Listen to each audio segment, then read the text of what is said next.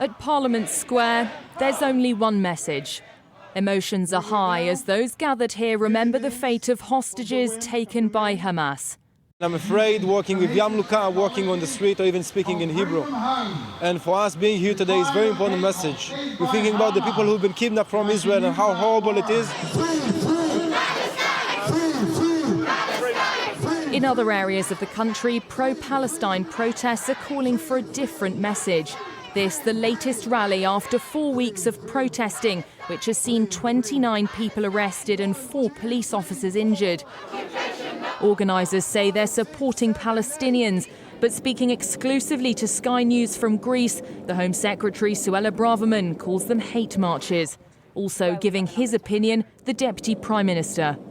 I represent a large Jewish community. That community are fearful right now, and we shouldn't see this just as a matter for the Jewish community.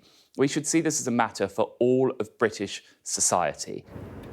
These comments from ministers come as reports today suggest that the government has drawn up proposals to broaden the definition of extremism to include anyone who undermines the country's institutions and values.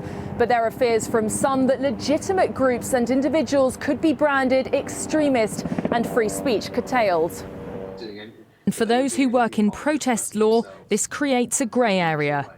The bigger you make the net, the more organisations and individuals it would bring in, and that could well include, peaceful organisations that are nonetheless controversial or campaign on controversial issues. In contrast to this weekend's smaller events, there are plans for a mass rally on Armistice Day. Both the Met and the march's organisers say they won't go near the cenotaph on Whitehall. What's clear is that while criticism from some corners is mounting, protests related to the Israel-Hamas war will continue. And the messages from all of them ring loud and clear. Bring them home! Bring them home! Amelia Harper, Sky News.